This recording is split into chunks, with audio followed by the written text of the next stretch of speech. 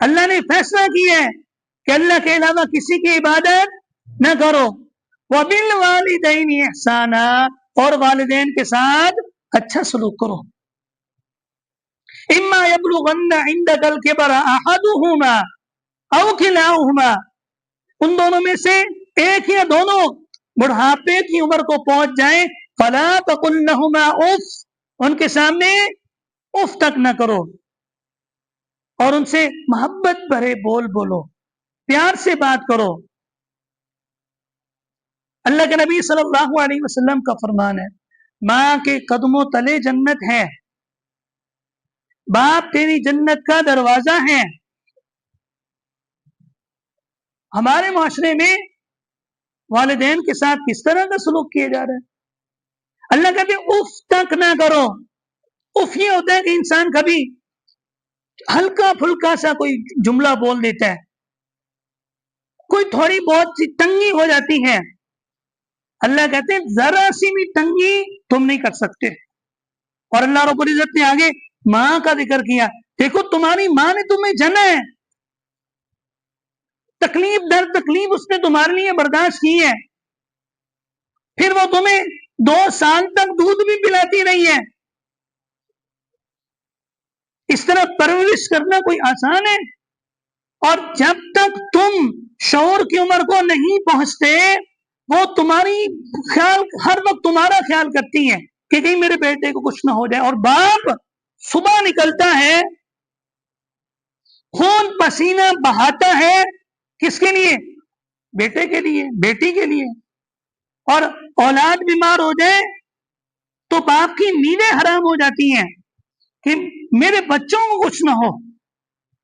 اللہ رب العزت نے یہ رحمت اور پیار ماں باپ کی دل میں ڈالا ہے. اللہ رب العزت فرماتے ہیں انشکر لی، میرا شکر ادا کرو. کیوں؟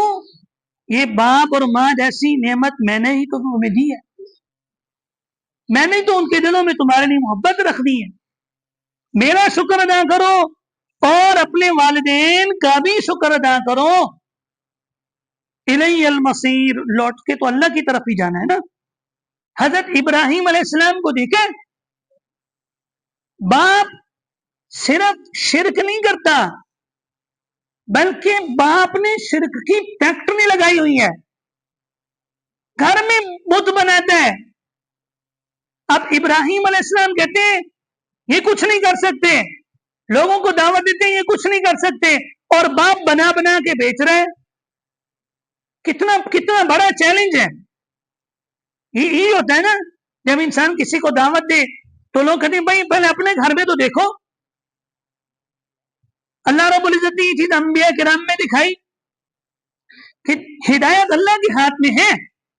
نوح علیہ السلام بیٹا سامنے غرق ہو گیا، ہدایت اللہ کے ہاتھ میں ہے. ابراہیم علیہ السلام چاہتے ہیں کہ باپ ہدایت پہ آ جائیں، باپ نہیں مانتا. اچھا باپ نے کیا کہا؟ باپ نے کہا ابراہیم باز نہیں آئے گا نا تو پتھر مار مار کے سنسار کر دوں گا.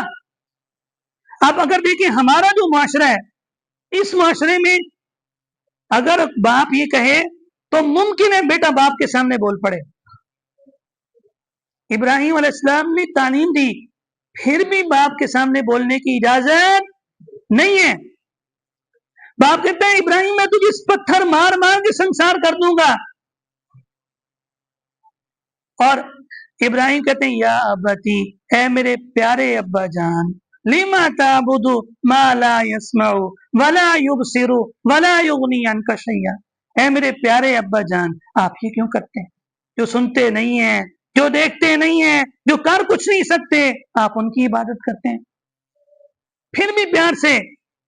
اور ابراہیم علیہ السلام نے جب دعوت دی، باپ نے غصے سے کہا نکل جاؤ.